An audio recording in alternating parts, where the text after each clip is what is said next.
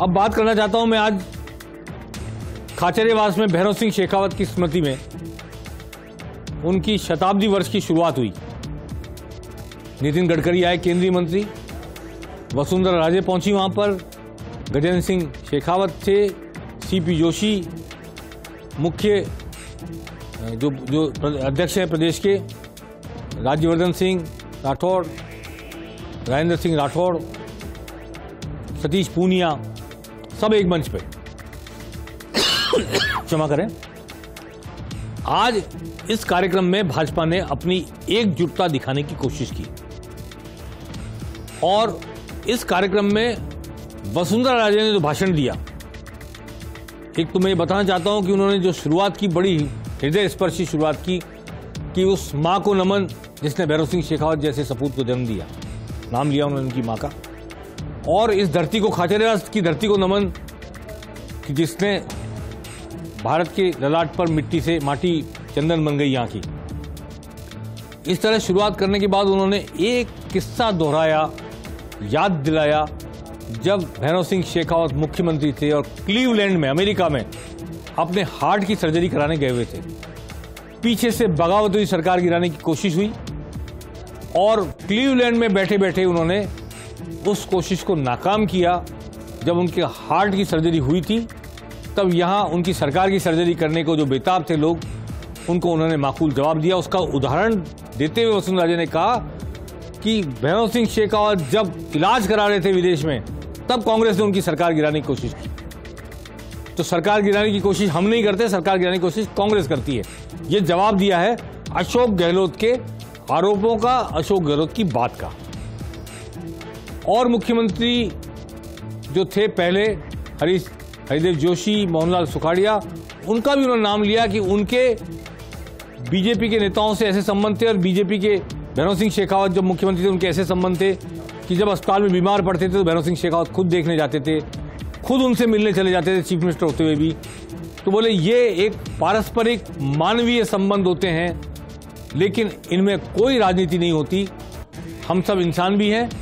और अगर सरकार गिराने की बात है तो जब भैरव सिंह शेखावत क्लीवलैंड में थे तब कांग्रेस क्या कर रही थी, ये सवाल उन्होंने आज फिर उठाया। हालांकि उस समय का किस्सा मुझे याद है कि सरदार शहर के विधायक भंवरलाल शर्मा के नेतृत्व में 14 विधायक दिल्ली पहुंच गए थे 5 स्टार होटल में, और सरकार गिराने की जो भी कोशिश हो रही थी, तत्कालीन प्रधानमंत्री के कार्यालय से वो बात लीक होकर भैरव सिंह शेखावत तक पहुंची थी, प्रधानमंत्री कार्यालय के एक राज्य मंत्री के जरिए जो राजस्थान से थे। लेकिन चलिए, एक बात उन्होंने आज की, इसमें खास बात यह रही कि आज एक ही हेलीकॉप्टर में राजेंद्र राठौड़, वसुंधरा राजे, सीपी जोशी, नितिन गडकरी बैठकर खाचरियावास से खाटू श्याम जी गए। राजेंद्र राठौड़ पिछले कई दिनों से, पिछले कई महीनों से वसुंधरा राजे से अलग चल रहे राजनीतिक रूप से। इसका जिक्र मैं फिर किसी दिन करूंगा।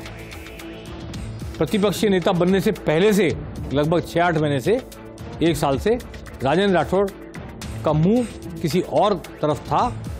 अब आज उन्होंने एकजुटता दिखाते चारों ने एक हेलीकॉप्टर में सफर किया और खाटू श्याम जी के दर्शन किए और उसी हेलीकॉप्टर में चारों बैठकर सालासर बालाजी गए।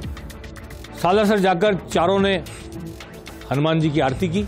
राजेंद्र राठौड़, वसुंधरा राजे, सीपी जोशी अध्यक्ष, प्रदेश अध्यक्ष, और नितिन गडकरी, और चारों ने वहां पे हनुमान चालीसा का पाठ किया।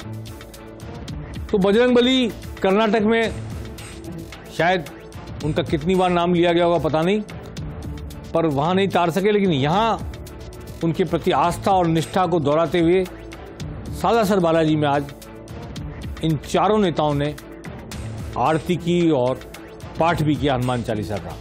अब देखते हैं कि इस पृष्ठभूमि पर राजस्थान का चुनाव कैसे मंडता है आगे।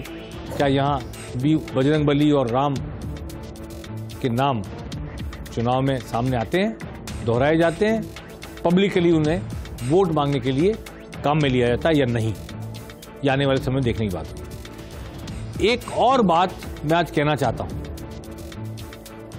वसुंधरा राजे आज जब निकली जयपुर से, जब जयपुर से निकली तो चोमू आया बीच में। चोमू के विधायक रामलाल शर्मा पूरी तरह सतीश पूनिया के साथ थे जब वो अध्यक्ष थे, और अभी भी मैं मानता हूं कि वो सतीश पूनिया के अनन्य समर्थक है।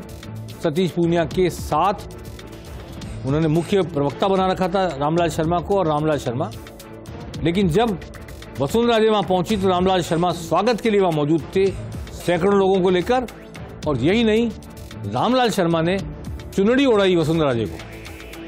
चुनरी उड़ा रहे हैं, देखिए रामलाल शर्मा वसुंधरा राजे को। विधायक हैं, लेकिन साथ में सतीश पूनिया के अनन्य समर्थक, सतीश पूनिया के बनाए हुए मुख्य प्रवक्ता बीजेपी के। और सतीश पूनिया के वसुंधरा राजे से क्या रिश्ते रहे, सतीश पूनिया ने क्या काम किया अपने कार्यकाल में वसुंधरा राजे को लेकर, आला कमान के निर्देश पे किया, क्या मैंडेट था उनके पास, उस सबको हम जानते हैं, दोहराने की जरूरत नहीं है। तो ये क्या संकेत है? क्या नए राजनीतिक समीकरण बन रहे हैं, या कर्नाटक की हार के बाद एकजुटता का कोई संदेश आया ऊपर से? भूल जाओ, सब साथ चलो, मिलकर चुनाव लड़ो। और क्या इस संदेश को पढ़ करके, गढ़ करके, आत्मसात करके आज ये चुनरी उड़ाई जा रही है?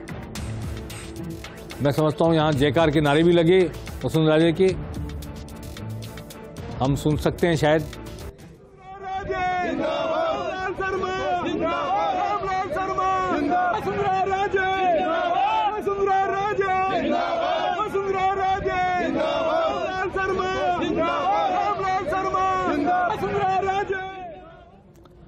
वसुंधरा राजे की जयकारे भी लग रहे हैं, रामलाल शर्मा के भी लग रहे हैं। और जो लोग राजनीति को समझते हैं, 4 साल में उन्होंने कल्पना नहीं की होगी कई दिन ऐसा आएगा जब रामलाल शर्मा चुनरी उड़ाकर और इस तरह दोनों की जयकारे एक साथ लगेंगे।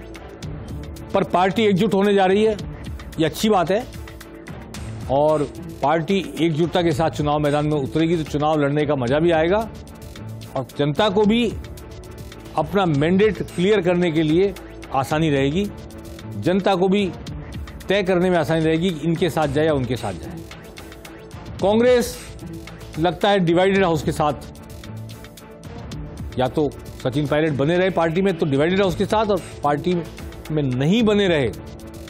मुझे लगता है सचिन पायलट अब हीरो की तरह पार्टी से बाहर आना चाहते हैं, विलेन की तरह पार्टी से बाहर नहीं आना चाहते। ये सारी एक्सरसाइज इस तरह चल रही है, और वो किन्हीं मुद्दों को लेके, भ्रष्टाचार के खिलाफ लड़ाई को लेके, नौजवानों के हितों की लड़ाई को लेके, इन सब का नारा बुलंद करते हुए पार्टी से बाहर आना चाहते हैं, और चाहते हैं कि आलाकमान एक्शन ले। आलाकमान जब तक कर्नाटक में सरकार का गठन नहीं होगा, कर्नाटक की समस्या नहीं सुलझेगी, दोनों में से एक मुख्यमंत्री बन जाए और दूसरा संतोष की सांस ले ले, स्वीकार कर ले इस स्थिति को, तब तक आलाकमान बेचैन भी रहेगा और राजस्थान की तरफ मुंह नहीं करेगा। राजस्थान की तरफ मुंह तब होगा जब कर्नाटक का चैप्टर क्लोज हो जाएगा कि भाई ये हो गया, सरकार बन गई, मुख्यमंत्री बन गए, ये सेटलमेंट हो गया, अब चलो राजस्थान की तरफ देखते हैं। और राजस्थान की तरफ जब देखेंगे तो मध्य प्रदेश, छत्तीसगढ़ की तरफ भी उनको देखना पड़ेगा, क्योंकि छत्तीसगढ़ में भी भूपेश बघेल के सामने 2 लोग हैं, ताम्रध्वज और सिंहदेव, और मध्य प्रदेश में भी दिग्विजय सिंह वर्सेज कमलनाथ। तो अगले विधानसभा चुनाव में इन 3 स्टेट्स में आलाकमान को बहुत माथापच्ची भी करनी पड़ेगी, अपना दिमाग भी लगाना पड़ेगा, अपने बेस्ट एफर्ट्स देने पड़ेंगे पार्टी को एकजुट रखने के लिए, चुनाव उतारने के लिए। पेनल्टी कॉर्नर में आज बस इतना ही।